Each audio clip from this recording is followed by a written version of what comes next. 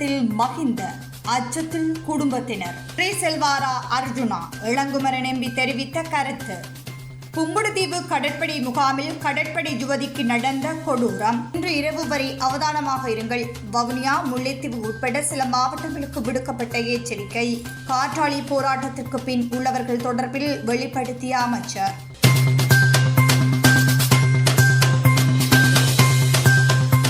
முன்னாள் ஜனாதிபதி மஹிந்த ராஜபக்சவின் பயன்பாட்டுக்காக வழங்கப்பட்ட 2 வாகனங்களில் ஒன்று இன்று அரசாங்கத்திடம் ஒப்படைக்கப்பட உள்ளமையினால் அவரின் உயிருக்கு ஆபத்து ஏற்பட்டுள்ளதாக தெரிவிக்கப்பட்டுள்ளது. முன்னாள் ஜனாதிபதிகளின் சிறப்பு சலுகைகள் நீக்கப்பட்டுள்ள நிலையில் மஹிந்த ராஜபக்ச கொழும்பிலுள்ள தனது உத்தியோகபூர்வ இல்லத்திலிருந்து வெளியேறி தங்காலையில் உள்ள ஹார்டன் இல்லத்தில் குடியேறியுள்ளார். அதற்குமே முன்னாள் ஜனாதிபதி மஹிந்த ராஜபக்சவுக்கு வழங்கப்பட்ட வாகனங்களும் ஒப்படைக்கப்பட உள்ளன. 2015ஆம் ஆண்டு முன்னாள் ஜனாதிபதி மஹிந்த ராஜபக்சவுக்கு குண்டு துளைக்காத கார் மற்றும் டொயோட்டா லேண்ட் ரோவர் வழங்கப்பட்டன. குண்டு துளைக்காத கார் பழுது பார்ப்பதற்காக பல மாதங்களாக மாத்திரையில் வாகனம் பழுது பார்க்கும் இடத்தில் நிறுத்தப்பட்டுள்ளது. பழுதுபார்ப்பு பணி இன்னும் முடிக்கப்படவில்லை என்று கூறப்படுகிறது. இந்நிலையில் வாகனத்தை ஏற்றுக்கொள்ளுமாறு ஜனாதிபதி செயலகத்துக்கு மஹிந்த தரப்பில் அறிவிக்கப்பட்டுள்ளது. லேண்ட் ரோவர் நேற்று தங்காலையிலிருந்து கொழும்புக்கு ஒப்படைக்கப்பட்ட நிலையில் இன்று அரசாங்கத்திடம் ஒப்படைக்க திட்டமிடப்பட்டுள்ளது. அதற்குமே குண்டு துளைக்காத வாகனம் இல்லாததால் முன்னாள் ஜனாதிபதி மஹிந்த ராஜபக்சவின் பாதுகாப்பு குறித்து அச்ச நிலை ஏற்பட்டுள்ளது. முன்னாள் ஜனாதிபதி மஹிந்த ராஜபக்சவின் போக்குவரத்துக்காக 2 ஓட்டுநர்கள் அரசாங்கத்தால் நியமிக்கப்பட்டிருந்த நிலையில் 2 நியமனங்களும் நேற்று முன்தினம் முதல் ரத்து செய்யப்பட்டுள்ளதாக தெரிவிக்கப்படுகின்றது. யாழ்ப்பாணம் வடமராட்சி கிழக்கு பகுதிக்கு சில நாட்களுக்கு முன்பு வருகை தந்த பாராளுமன்ற உறுப்பினர் ராமநாதன் அர்ஜுனா இங்கே சட்டவிரோத செயற்பாடுகள் இடம்பெறுவதாகவும் அதற்கு ஆளும் கட்சியை துணை போவதாக குற்றச்சாட்டை முன்வைத்திருந்தார்.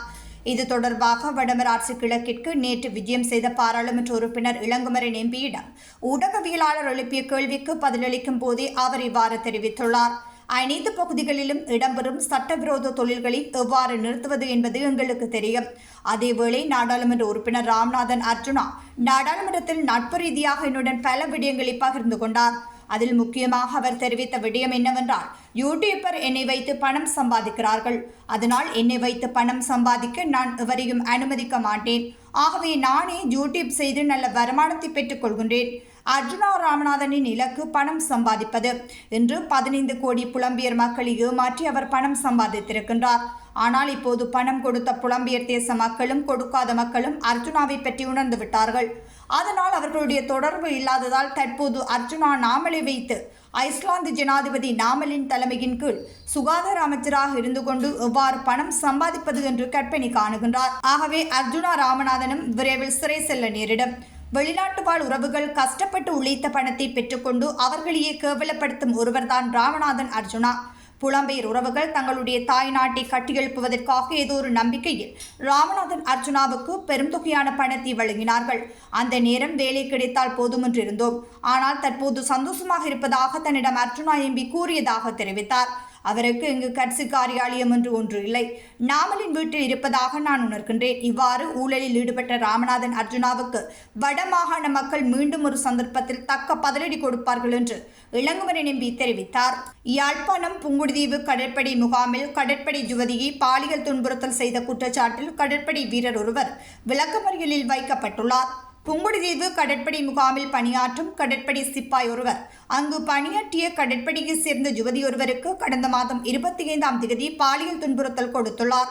இந்நிலையில் அவரை கைது செய்த புங்குடுதீவு கடற்படையின் உயரதிகாரிகள் காங்கேசன்துறையில் அமைந்துள்ள கடற்படை முகாமுக்கு அனுப்பப்பட்டு அங்கு விசாரணைகள் நடைபெற்றது. இதேவேளை அங்கு காணப்படும் கடற்படையின் வைத்தியசாலையில் கடற்படை யுவதிக்கு சிகிச்சை வழங்கப்பட்டன. விசாரணைகளின் பின்னர் இவர்கள் காங்கேசன்துறை போலீசாரிடம் ஒப்படைக்கப்பட்டனர். காங்கேசன்துறை போலீசார் விசாரணைகளின் பின்னர் யாழ்ப்பாண வைத்தியசாலையின் மருத்துவ அறிக்கையை பெற்றுக் கொண்டனர். மருத்துவ அறிக்கையில் பாலியல் பலாத்காரம் நடைபெற்றமைக்குரிய சான்றுகள் காணப்பட்டதால் கடற்படை வீரரையும் கடற்படை யுவதியையும் விசாரணைகளுக்காக ஊர்காவல்துறை போலீசாரிடம் ஒப்படைத்தனர். ஊர்காவல்துறை போலீசார் விசாரணைகளை மேற்கொண்ட பின்னர் நேற்றைய தினம் ஊர்காவல்துறை நீதிமன்றத்தில் கடற்படை வீரரை முற்படுத்திய வேளை எதிர்வரும் 16ஆம் தேதி வரை அவரை விளக்கமறியலில் வைக்குமாறு உத்தரவு பிறப்பிக்கப்பட்டுள்ளது. வவுனியா முல்லைத்தீவு உட்பட சில மாவட்டங்களுக்கு பலத்த மின்னல் ஏற்படும் என வானிலை ஆய்வு மையம் எச்சரிக்கை விடுத்துள்ளது. இந்த எச்சரிக்கை இன்று இரவு 11 மணி வரை செல்லுபடியாகும் என தெரிவிக்கப்பட்டுள்ளது. அதன்படி வடமத்திய கிழக்கு ஊவா மாகாணங்களிலும் வவுனியா மற்றும் முல்லைத்தீவு மாவட்டங்களிலும் பலத்த மின்னல் தாக்கம் ஏற்படக்கூடும் என்று அறிவிக்கப்பட்டுள்ளது. மேலும் இடியுடன் கூடிய மழை பெய்யும் போது குறித்த பகுதிகளில் தற்காலிகமாக பலத்த காற்று வீசும் எனவும் குறிப்பிடப்பட்டுள்ளது. அத்துடன் மின்னல் அபாயங்களை குறைக்க தேவையான நடவடிக்கைகள் எடுக்கப்பட வேண்டும் என்று வானிலை ஆய்வு மையம் அறிவுறுத்தியுள்ளது. மன்னார் காற்றாலைக்கு எதிரான போராட்டத்துக்கு பின்னால் முன்னாள் அரசியல்வாதிகள் உள்ளதாக கடற்றொழில் அமைச்சர் ராமலிங்கம் சந்திரசேகரன் தெரிவித்துள்ளார். இன்று யாழ்ப்பாணம் சங்கானையில் வடபிரதேச நல்லொழுக்க சம்மேளனத்தின் நிகழ்வு ஒன்றில் கலந்து கொண்ட பின்னர் ஊடகங்களுக்கு கருத்து தெரிவிக்கையில் அவர் இதனை தெரிவித்துள்ளார். அவர் மேலும் தெரிவிக்கையில், மன்னார் காற்றாலை அமைப்பதற்கு திறப்பு விழா நடாத்தியவர்கள், காற்றாலைகளுக்கு பின்னால் ஓடியவர்கள், அந்த காற்றாலை கம்பெனிகளிடம் கொடுக்கல் வாங்கல் மேற்கொண்டவர்கள் முன்னைய அரசியல்வாதிகள். அந்த காவாலித்தனமான அரசியல்வாதிகளே இந்த போராட்டத்தின் பின்னால் இருக்கின்றனர். நாங்கள் கூறுவது யாதெனில், இது மக்களது பிரச்சனையாக இருக்குமாக இருந்தால், இது மன்னாருடைய பிரச்சனையாக இருக்குமாக இருந்தால், இந்த பிரச்சனையால் மன்னார் மூழ்குமாக இருந்தால் அது பற்றி வேதனை அடைபவர்கள், அதனை தடுத்து நிறுத்துபவர்கள் வேறு யாருமல்ல, நாங்கள்தான். அதனால் இந்த காற்றாலை சம்பந்தமான பிரச்சனைகளுக்கு உரிய மக்களுடன் பேசி கூடிய விரைவில் தீர்வுகளை பெற்றுக் கொடுப்போம் என தெரிவித்தார்.